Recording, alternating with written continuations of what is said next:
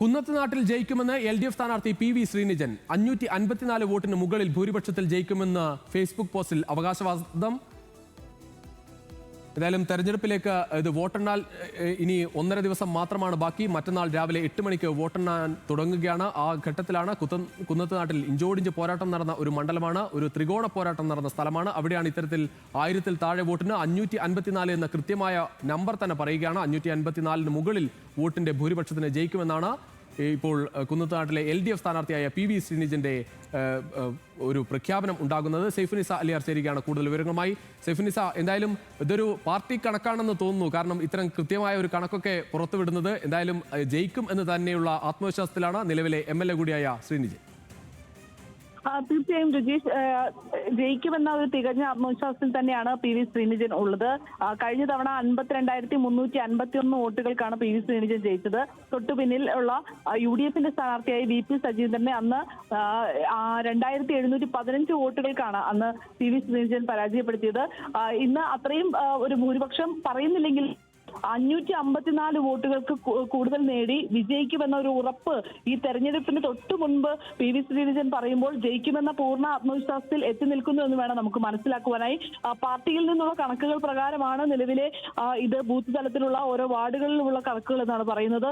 എന്തായാലും നിലവിൽ ഈ കഴിഞ്ഞ തവണ വാഴക്കുളത്ത് 3500, അതായത് വാഴക്കുളം പഞ്ചായത്തിൽ 3500-ലേറെ വോട്ടിന് ലീഡ് ഉണ്ടാകുമെന്ന് UDF അവകാശപ്പെട്ടിരുന്നു. പക്ഷേ അവിടെ 5000-ലേറെ വോട്ടിന് ലീഡ് PV ശ്രീനിജൻ ഉണ്ടായിരുന്നു. ആ രീതിയിൽ തന്നെയാണ് ഇത്തവണയും UDF അവിടെ 3500 വോട്ടിന് അധികം ലീഡ് പറയുന്നുണ്ട്. പക്ഷേ ഇത്തവണ ഈ ഭാഗങ്ങളിലെല്ലാം തന്നെ തനിക്ക് കൃത്യമായ ഒരു ലീഡ് ഉറപ്പിക്കാനാകുമെന്നാണ് PV ശ്രീനിജൻ പറയുന്നത്. ഇത് കൂടാതെ ഈ 2020 പാർട്ടി NDA മുന്നണിയിലേക്ക് ചേക്കേറിയതോടുകൂടി തന്നെ ഉണ്ടായ കുറച്ച് അനുകൂല ഘടകങ്ങൾ അത് തനിക്ക് അനുകൂലമായി മാറിയിട്ടുണ്ട് എന്നാണ് PV ശ്രീനിജൻ വിലയിരുത്തുന്നത്. കോൺഗ്രസിലെ ചില വോട്ടുകളും തനിക്ക് തന്നിലേക്ക് വന്നിട്ടുണ്ട് എന്നും PV ശ്രീനിജൻ ചേരുകയാണ് ന്യൂസ് മലയാളത്തോടൊപ്പം. ശ്രീനിജൻ, എന്തായാലും ഈ കോൺഫിഡൻസിന്റെ അർത്ഥം എന്താണ്? എങ്ങനെയാണ് ഈ കണക്ക് 554 എന്ന കണക്കിലേക്ക് എത്തുന്നത്? ആരെ സംസാരിക്കുന്നവരാണെന്ന് പറയാം. എന്റെ പേര് രുജീഷ് എന്നാണ്. പറയാം.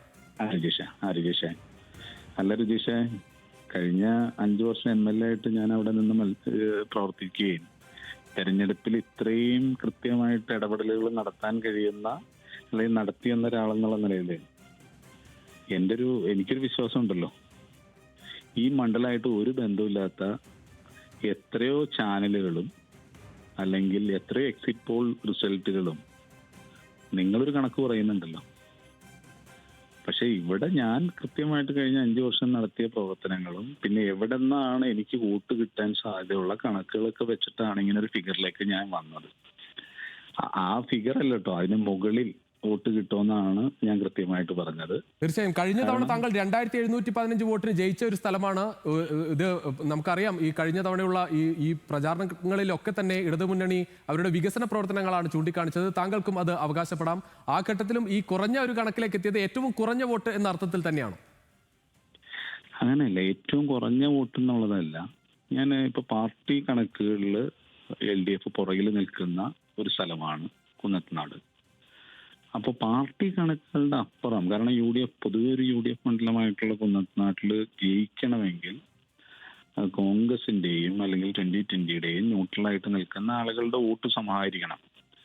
ആ വോട്ട് എവിടെ നിന്നാണ് ഞാൻ സമാഹരിച്ചിരിക്കുന്നതെന്ന് വ്യക്തമായിട്ട് അറിവുള്ള ഒരാളാണ് ഞാൻ. കാരണം എനിക്ക് 2020 വോട്ട് ചെയ്തിട്ടുണ്ട്, കോൺഗ്രസ് വോട്ട് ചെയ്തിട്ടുണ്ട്, ന്യൂട്രലായിട്ട് നിൽക്കുന്ന ആളുകൾ വോട്ട് ചെയ്തിട്ടുണ്ട്, മതന്യൂനപക്ഷ വിഭാഗങ്ങളിൽപ്പെടുന്ന ആളുകൾ വോട്ട് ചെയ്തിട്ടുണ്ട്.